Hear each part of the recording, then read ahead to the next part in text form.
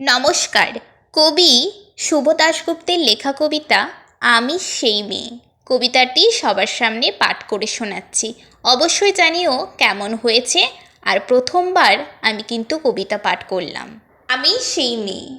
বাসে, ট্রেনে, ট্রামে, রাস্তায় আপনি যাকে রোজ দেখেন, দেখেন যার শাড়ি, কপালে টিপ, কানের দুল আর পায়ের গোড়ালি আপনি রোজ দেখেন। আর আরও অনেক কিছু দেখতে পাবার স্বপ্ন দেখেন। স্বপ্নে যাকে ইচ্ছে মতো দেখেন, আমি সেই মেয়ে। বিহারের প্রত্যন্ত গ্রামে দিনের আলোয় যার ছায়া মাড়ানো আপনার ধর্মে নিষিদ্ধ, আর রাতের গভীরে যাকে বস্তি থেকে তুলে আনতে পাইক বরকন্তাজ পাঠান আপনি, আর সুসজ্জিত বিছানায় যার জন্য অপেক্ষায় অধীর হয়ে আপনার রাজকীয় লামপট্ট, আমি সেই মেয়ে।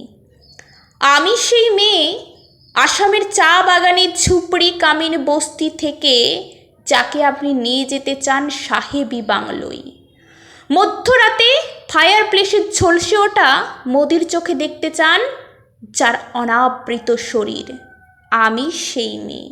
রাজস্থানের শুকনো ওঠান থেকে পিপাসার জল আনতে আপনি যাকে পাঠিয়ে দেন 10 মাইল দূরে সরকারি ইদারায়, আর 20 মাইল হেঁটে ক্লান্ত বিধ্বস্ত যে রমণী খরা কাখে ঘরে ফিরলেই যাকে বসিয়ে দেন চুলার আগুনের সামনে আপনার রুটি বানাতে, আমি সেই মেয়ে। আজ কবিতাটির অর্ধেকাংশই আপনাদের সামনে তুলে ধরলাম। কখনো যদি সম্ভব হয় আপনাদের ভালোবাসায়, তাহলে কিন্তু পুরো কবিতাটি আপনাদের সামনে আমি পাঠ করে শোনাবো। আমার খুব পছন্দের একটা কবিতা, খুবই পছন্দের। আর তোমাদের কার কার এই কবিতাটা খুব পছন্দের অবশ্যই কমেন্ট সেকশনে জানিও।